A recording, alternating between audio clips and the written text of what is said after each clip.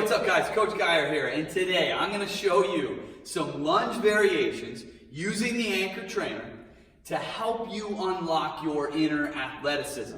Now, the lunge, it stood the test of time in strength and conditioning, and for good reason. There's tons of transfer to the strength that we need in the positions that we need them to be better in our sports. So today I'm going to show you those same lunge patterns, but done with some tweaks, okay, to help you get a little bit more transfer to sport and hopefully help you move more dynamically. Now, to start with, I'm going to use a strap.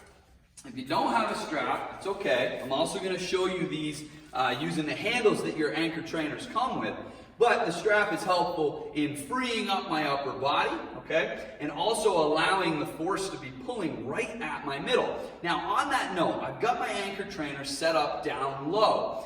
And you're going to see why, as these movements, okay, typically we're responding to forces acting on us. Now, these forces acting on us, such as momentum, gravity, they're coming from down low. We have to respond to what's underneath us. So having these angles here can be very helpful, okay, in training these movements. So I'm going to start out with a forward lunge. Now, I'm dropping forward and driving back up. So as I drive back up, I'm pushing against the resistance. Now, forward lunge, as I make contact, okay, you'll see, I'm making contact at my heel first. A forward lunge is going to help replicate forces seen in deceleration or breaking down in a change of direction before I drive back in some other direction.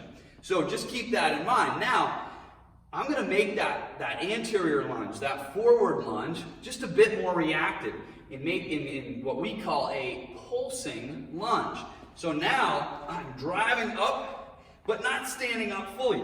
This is pulling me right back down, okay? I've got the gravity, the force, the momentum, etc. in that change of direction. It's pulling me right back down, and I've got to be quick in applying force and returning me back to stable, returning me back to next play position. Let's look at the same thing, moving now laterally in the frontal plane. Here's my lateral lunge, okay?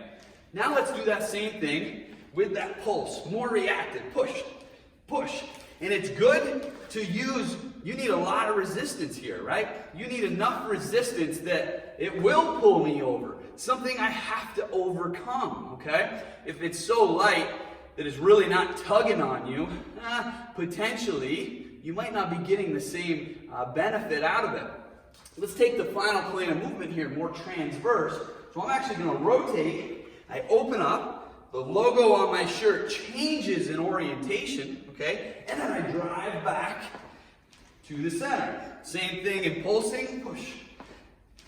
Now you'll see my upper body is also countering here. Your upper body is used to help counter the force working on you. Bit of rotation in that movement as I drive back and across and get me back to that more stable position, or again, next play position. So, let's say you don't have a strap, just got the handle. Hey, no problem. Here, forward lunge, either held right in front of you, I drop down and drive back up, down and back up. Lateral lunge, I like to see it held in front of you. Here, back up, or again, here's my pulse. Same position when you go into that transverse lunge.